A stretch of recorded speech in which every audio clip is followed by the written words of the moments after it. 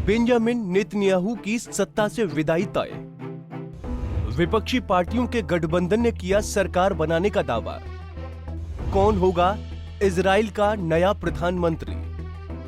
Israeli प्रधानमंत्री Benjamin Netanyahu की सत्ता से विदाई अब लगभग तय हो गई है। इजराइल की विपक्षी पार्टियों ने आपस में गठबंधन कर लिया है और गठबंधन की सभी चीजें तय हो गई हैं। ऐसे में जल्द ही इजराइल में नई सरकार देखने को मिल सकती है। विपक्षी नेता याइर लैपिड ने बुधवार को ट्विटर पर ऐलान किया कि हमारे गठबंधन ने राष्ट्रपति को सरकार बनाने की सूचना दे दी है। हमारी सरकार इजराइल के लोगों के लिए काम करेगी और देश को सुरक्षित रखेगी। आपको बता दें कि बीते दिन ही चुनाव प्रक्रिया के ऐलान से पहले का आखिरी दिन था। यानी अगर विपक्षी पार्टियां गठबंधन बनाने में एक दिन भी लेट हो जाती तो फिर इजराइल में चुनाव होते।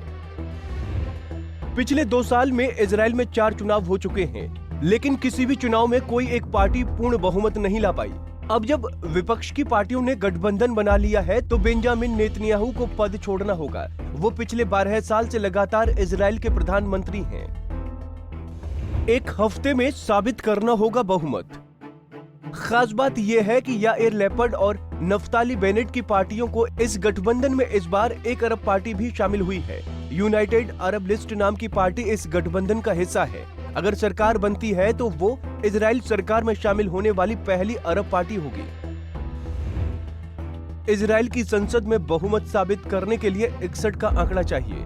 अब जब विपक्ष ने सरकार बनाने का दावा पेश किया है तो अगले एक हफ्ते के अंदर संसद में बहुमत साबित करना होगा और फिर नई सरकार का कामकाज शुरू हो जाएगा।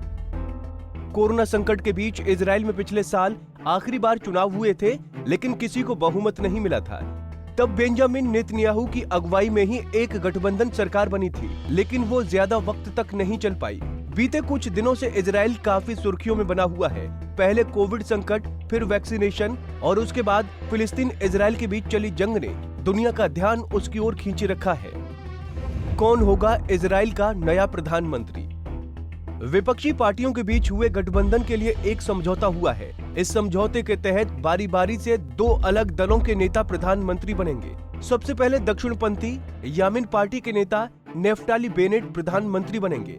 बेनेट 2023 तक प्रधानमंत्री रहेंगे और फिर 27 अगस्त को वो ये पद मध्यमार्गी येश एडिट पार्टी के नेता याइर लैपिड को सौंप देंगे। लैपिड ने गठबंधन का ऐलान करते हुए कहा, ये सरकार इजराइल के सभी नागरिकों के लिए काम करेगी, जिन्होंने हमें वोट दिया उनके लिए भी और जिन्होंने नहीं दिया उनके लिए भी। ये सरकार इजरायली समाज को एकजुट रखने के लिए हर संभव काम करेगी। इजराइल में नए गठबंधन में दक्षिणपंथी, वामपंथी और मध्यमार्गी पार्टियां शामिल हैं। इन सभी दलों में राजनीतिक तौर पर बहुत कम समानता है, मगर इन सब का मकसद नेतन्याहू के शासन का अंत करना है। हमसे जुड़े रहने के लिए हमारे YouTube चैनल को सब्सक्राइब करें और नई वीडियो की नोटिफिकेशन के लिए बेल आइकॉन को दबाएं।